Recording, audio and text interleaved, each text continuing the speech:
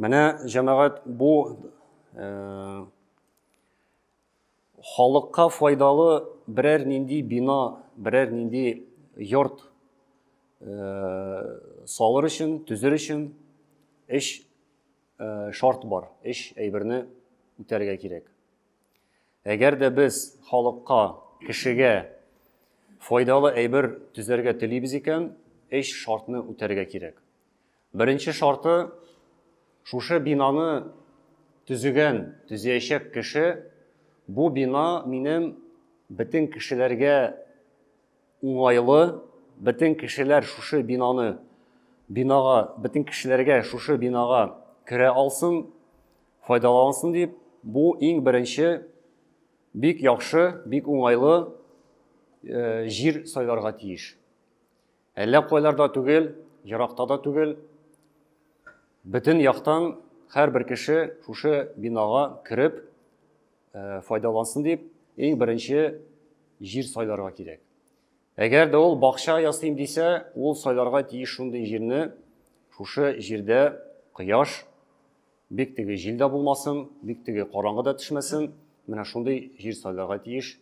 Әгәр дә ул йорт төзи икән, шулай ук бөтен яктан шушы җир ничегрәк, кайда суы, газы, уты, тегесе монысы, менә бөтен яктан карарга тиеш.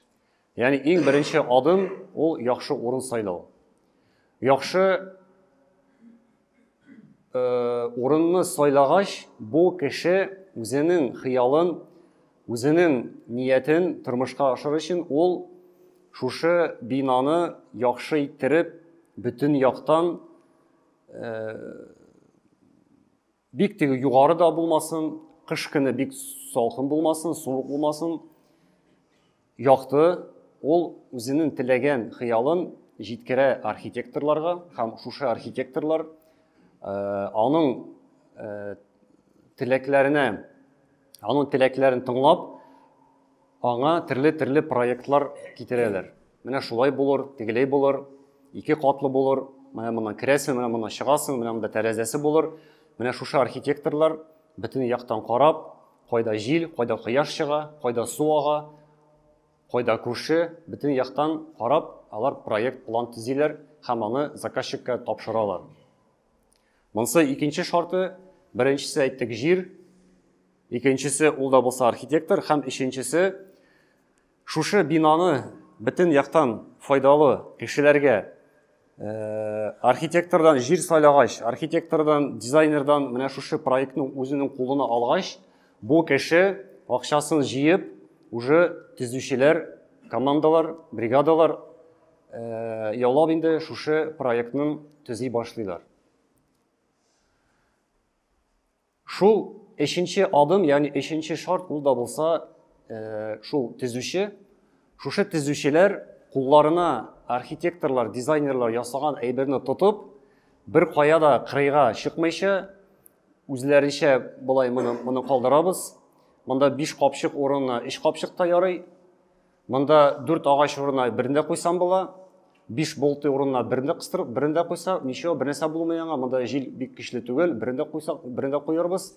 Төзүче кеше, нигезне салган кеше, бинаны төзегән кеше, бөтен шушы документацияда булган әйберне үтәсә, бу вакытта гына аның йорты, аның бинасы бик теге нык һәм җимерелмәс вакыт узгач. Ягъни төзүченең өстендәге булган бурычы менә шушы китапта, шушы дәфтәрдә, шушы планда ясаган бөтен расчетларны искә алып, түгел, бөтен ниләрен тыңлап, укып, шулай эшләргә тиеш. Менә шушы эш шартны үтәгәч кенә, бу бина бик матур бина, бик файдалы бина, кешеләргә файдалы, нык шундый бина булачак. Менә җәмәгать нәрсә турында әйттек, бу иң файдалы нәрсә турында, иң файдалы бина турында. Һәм менә шушы әйберне без хәзер үзебезнең тормышка, үзебезнең иң беренче үзебезгә карата ничек аңларга була. Ни өчен хәзрәт җомга көне төзелеш турында сөйләеме? Хикмәт нәрсәдә, җәмәгать, без үзебезнең балаларыбызны шулай ук үстерергә тиешбез. Иң беренче без әйттек нәрсә? Беренче шарты ул җир. Җирне безгә чагыштырсам була ана кеше белән. Ана, әни, хатын. Ират үзенең гаилә, әгәр дә кырга планы бар икән, ул үзенә менә шушы үзенең гаиләсен, балаларын тәрбияләр өчен үзенә яхшы җир, үзенә яхшы хатын сайларга тиеш. Ул хатын, чөнки ул хатын белән аның трассы бар, ул хатын белән үзенең балаларын тәрбияли. Ир көндез урамга эшкә, иртә белән эшкә чыккач, төнлә генә кайта хәзерге вакытта. Bütün balalar, bir bala bulsunmu, gailede 3 bala bulsunmu, ул үзенең әнисе белән күп вакыт утыра. Шуңа күрә ана кеше белән, ана сөте белән беренче дога да керә, беренче бисмилла сүзләре дә керә. Шуңа күрә әгәр дә гаилә кырга телибез икән, хатын, яхшы хатын, тәкъва хатын сайларга кирәк, чөнки ул хатын безнең балаларыбызның әнисе булачак. Менә монысы беренче шарты. Икенче шарты без әйттек, җир сайлагач, хатынны сайлагач, архитектор. Менә ул архитектор Аллаһ субханаху ва тәгалә. Аллаһ тәгалә шушы бала туа, инде без туабыз, дөньяга киләбез. Аллаһ субханаху ва тәгалә үзенең канунын җибәрә. Аллаһ тәгалә шушы канунны аңлатыр өчен кешеләр җибәрә. Төрле пәйгамбәрләр. Бик күп пәйгамбәрләр булган тарихта, бик күп пәйгамбәрләр. Кайсы бер пәйгамбәр артыннан бер-ике генә кеше ияргән була. Кемдер артыннан бик күп кешеләр ияргән була. Кемдер артыннан вообще берсе дә иярмәгән була. Менә шушы дөньяда адәм баласы бәхетле яшәр өчен Аллаһ Тәгалә җибәрә төрле пәйгамбәрләр һәм пәйгамбәрләр белән бергә Аллаһ Тәгалә җибәрә канун, китап җибәрә. Шушы китап буенча адәм баласы яшәргә тиеш. Беренче пунктын үтәргә тиеш, өченчесен, дүртенчесен, сау-сәламәт булыр өчен моны ашамаска, тегене ашамаска, ике дөньяда бәхетле булыр өчен Аллаһ Тәгалә онытмаска, һәм башка менә шушы законны үтәргә. Ягъни, әгәр дә менә шушы шәригать нәрсә булмаса, Аллаһның илчеләре булмаса, бу вакытта адәм баласы бу дөньяда югалып калачак. Ул югалыр, ул белмәс нәрсәгә һәм кайда тотынырга. Һәм өченче шарты ул да булса кем? Ата кеше, ягъни төзүче. Төзүче кеше ул үзенең хатын, үзенең балаларын менә шушы канун буенча гаиләсендә, хатынын да тәрбияләргә тиеш. Менә Аллаһ Тәгалә бирде Коръән, Аллаһ Тәгалә бирде илчеләр.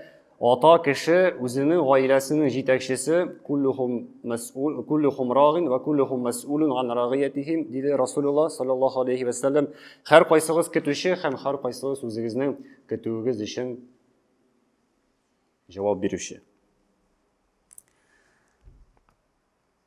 Менә Нух пәйгамбәр җәмәгать искә төшереп алыйк. Менә без әйтәбез, ата кеше үзенең гаиләсен тәрбияләргә тиеш, үзенең хатынын, балаларын.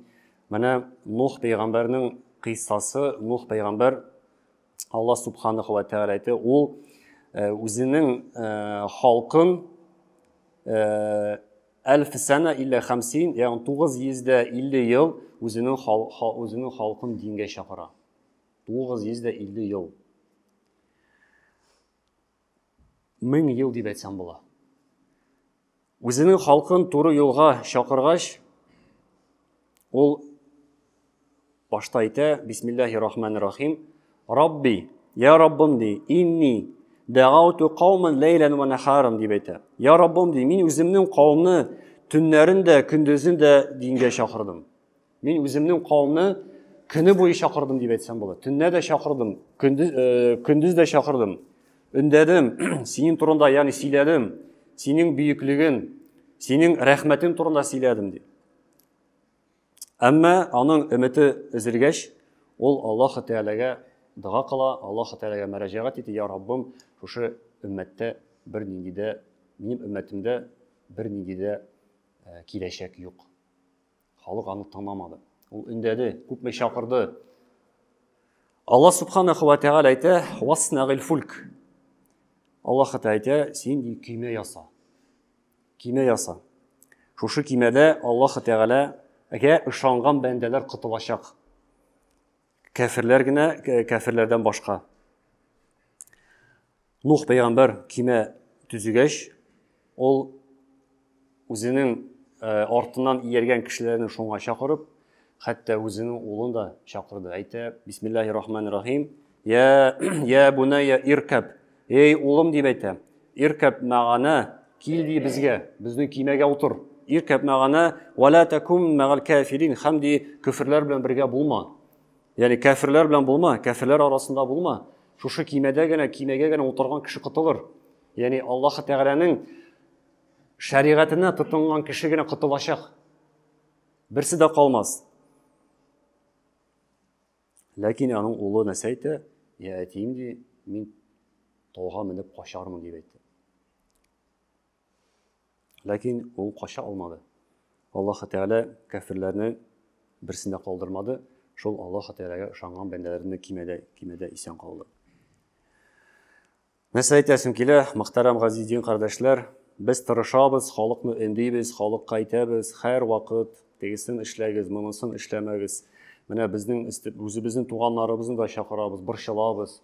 Мәсәлән, апа намаз укымый, абый намаз укымый, әни, мәсәлән, яки әти иман дигән төшенчәдән бик ярак булалар. Нух пәйгамбәр дә шулай кыла. Нух пәйгамбәр дә шулай үзенең халкын чакыра. Хәтта аның улы да әтисе артыннан бармый, иярми. Менә шул пәйгамбәрләрдән үрнәк алып, безнең өстебездәге булган бурыч ул да булса кешеләрне чакыру. Калганы ансы Аллаһ Тәгаләдән. Һәм менә Аллаһка шөкер, мөхтәрәм дин кардәшләр, гаит намазларын үткәреп җибәрдек. Менә белгәнегезчә, шушы гаит намазларына кадәр инде бөтен дөнья, бигрәк тә безнең ил бер вакыйга артыннан бик бер көн карап торды. Билгеле бер вакыйгада бөтенебез шаһид булдык, бөтенебез бик теге эшкә кермичә, шуңа карап, көне буе нәрсә булыр микән, нәрсә белән бетәр микән, шулай уйлап безнең бер көн узды. Пәйгамбәрбез саллаллаху алейхи ва саллям әйтте: "Караңгы төн кебек фитнә килгәнчә яхшылык эшләгез" дип әйтте. Караңгы төн кебек фитнә килгәнчә яхшылык эшләгез. Шуннан да җәмәгать без иң зур фитнә вакытында яшибез. Кеше киштән яки атна ахырында нәрсә булыр икәнен 100% бер кеше дә әйтә алмый. Хәтта киштән нәрсә булыр икән беребез дә белми. Атна ахырында нәрсә булыр икән. Менә 3 ел элек вакыйгаларны искә төшерегез. Кем белгән, кәгазь буенча гына идән чыгарга рөхсәт булган. Искә төшерегез ул вакытларны. Идән чыгарга ярамый иде. Кулыңа кәгазь алмыйча яки телефонга SMS килмичә. Ул машинада бардачыкта яткан ниләр рөхсәт хатлары чыга хәзер. Кулыңа аласың, укыйсың аны. Уйлыйсың, неужели шундый заманда яшәдек? Неужели шулай булды ул? Әмма аны турында бит берсе дә уйламаган, шундый вакытлар булыр икән. Урамга бер кеше дә чыкмады. Ягъни нәрсә әйтәсем килә? Беребез дә белми, киштән яки иртәгә нәрсә булыр? Һәм фитнә ул бер дә кеше уйламаган, бер дә кеше көтмәгән урыннан килеп чыгара тиеш. Һәм без шушы заманда бигрәк тә фитнә заманда яшибез. Электән фитнәдән игә качып, ишекләрне ябып, тәрәзәләрне ябып качсам буладыр, һәм фитнәдән бер кая качып булмый. Иң беренче фитнә ул безнең кисәбездәге җиргән телефоннар, күпме мәгълүмат килә, күпме нәрсә килә. Кем әйтте, нәрсә әйтте, кем язды, тегесе язды, монысы язды. Мәгълүматны тикшереп та булмый, кайсысы хак, кайсысы ялган, кайсысы нәрсә. Кеше шушы мәгълүматны укып, дөрес нәтиҗәләр ясамыйча, дөрес уйламыйча, ялгыш нәрсәләр эшләргә мөмкин. Шуңа күрә пәйгамбәрбез инде нәрсә дип әйтте, кеше ди иртә белән мөселман булыр ди, кичтән кафир булыр ди. Шундый заман килеп җитәр ди, кеше уяныр мөселман булып, кичтән ул кафир булып үлеп китәр. Шуңа күрә фитнә заманы җәмәгать. Peygamberimiz sallallahu aleyhi ve sellem bir vakit Medine şehirinin bir büyük bir urunga menip ol halkka müracaat etti. Ey kişiler diye aytты, min күргәнне siz күрәсезме дип сорады. Мин менә нәрсә күрәм, siz шуны күрәсезме дип сорады. Ул алар нәрсә әйтте? Я Расулуллах, әлбәттә юк. Һәм Аллаһның ишесе нәрсә дип әйтте? Минем күземә фитнә күренә, ягъни мин фитнә күрәм, һәм шушы фитнә яңгыр шикелле сезнең иләрегезгә килә. Яңгыр шикелле сезнең иләрегезгә килә. Менә җәмәгать безгә Нух пәйгамбәр шикелле үзебезгә иң беренче үзебезне фитнәдән коткарырга кирәк. Үзебезне һәм үзебезнең гаиләләребезне киемә ясарга, үзебезне сакларга шушы фитнәләрдән. Чөнки фитнә пәйгамбәрбез әйткәнчә, ул ди сезнең иләрегезгә яңгыр шикелле килә. Менә яңгыр кирәк дип әйтәбезме, җәмәгать искә төште. Бызыклык арткан сайын Аллаһның рәхмәте ерагая. Бызыклык арткан сайын, гынахлар арткан сайын Аллаһның рәхмәте ерак була. Аллаһ субханаху ва тааля үзенең рәхмәтен ерагайта. Шуңа күрә Аллаһ субханаху ва тааля әгәр дә менә яңгырын бирми икән, бу турында кеше уйларга тиеш, нәрсә мин дөрес эшләмим, нәрсә без дөрес эшләмибез. Үзебезнең гайбәт сөйлибезме без, урамга чыккач, мәчеттән чыккач, төрле әшәкерлекләр эшлибезме без. Ла ю'мину ахадукум хатта юхиббу ли ахиhi ма юхиббу ли нафсихи диде Расулуллах. Әгәр дә кеше үзенә теләгәне, үзенең дин кардәшенә, үзенең күршесенә теләмәсә, ул кешенең иманы камил булмаячак. Ул кешенең иманы камил булмас. Әгәр дә кеше үзенә теләгәне, күршесенә теләмәсә, булды, аның иманы дөрес түгел, аның иманы камил түгел. 2021 елда шулай ук яңгыр юк иде. Җомгада намазга чакырдым һәм бары тик 6 кеше генә килде. 6 кеше. 3000 официальный 3000 бит инде. 3000ннән артык кешедән 6 кеше генә истисқа намазына килде. И то аны яртысы фермерлар, Аллаһка шөкер. Шуңа күрә җәмәгать, әйдәгез, яңгыр кирәк икән, менә монда 80 кеше утыра хәзерме? Шул 80 кеше намазга чыгарга тиеш, Аллаһтан яңгыр сорап. 6 кеше түгел, 80 кеше иң кимендә безнең мәхәлләдә һәм 20-30 кеше Йолдыз мәхәлләсендә. Кешенең күпчелегендә әлбәттә эш түгел. Шуның 20-се, 80-е яки 5-се арасында bir изге, тәкъва кешенең догасы күтәрергә дә мөмкин. Bir изге кеше, bir Аллаһка якын булган кеше булса, шуның догасы да җитә. Күпчелектә эш түгел кабатлап китәм, ләкин барбер, әгәр дә безгә яңгыр кирәк икән, без сәбәп кылырга тиешбез. Әйдәгез, иртәгә сагат 8-ләрдә, иртәнге 8-ләрдә, шул почти духа вакытлары, сагат 8-ләрдә җыелып, тәһарәтләнеп, кулларыбызга намазлыклар алып, Аллаһ Тәгаләдән сәбәп яңгыр сорап чыгып карыйк. Барыгызны чакырам, бигрәк тә яшьләрне, балаларны гынахсыз, чөнки алар әле теге бозылмаган гынахка да бик карамыйлар. Гынахлары да әзерәк, зәгыйф булган кешеләрне, авырган кешеләрне, мазлум кешеләрне, чөнки мазлум кешенең догасы Аллаһ Тәгалә пәрдәсез кабул итәчәк. Менә шулар булса, шәкертләр, менә безнең изге Мәккә, Мәдинә җирлегеннән кайткан шәкертләребез дә бар. Алар да килсә бик яхшы була, чөнки шәкертнең дин юлында укыган кешенең алар өчен диңгездә, елгаларда фәрештә ниләр, балыклар да дога кыла. Шуңа күрә әйдәгез, бөтенебез шушы нәрсәне поддержать итик. Мин чакырам. Калганы инде кем килә ала, кемнең вакыты бар, нәрсә бар. Мин үземнең өстемнән бурычымны төшердем дип әйтәсем килә. Иртәгә сәгать 8-дә шимбә көнне Сабантуй үткә торган җирдә җыелсак, аннары бөтенегездә машинагыз бар, кайсы кырга, кайда икәнен барып шунда хәл итербез. иншалла. Шуңа күрә җәмәгать ахырда әйтеп китәсем килә, озакка сузмыйча гына, менә безнең иләребез җәмәгать, безнең нигезләр, безнең иләр, алар бөтенесе дә кунакханә шикелле. Без бу дөньяга кунак итеп килдек. Йортларны салабыз, иләрне төзибез, шунда яшибез, картаябыз, шунда үләбез, безнең балаларыбыз үсә, шушы балалар йорттан, нигездән чыгып китә. Ягъни менә шулай безнең бөтен шулай гомеребез ни шикелле, теге тәгәрмәч шикелле бара, туктамый. Шуңа күрә дөнья мәшәкатьләренә бик батмыйча, үзебезнең ахирәт турында да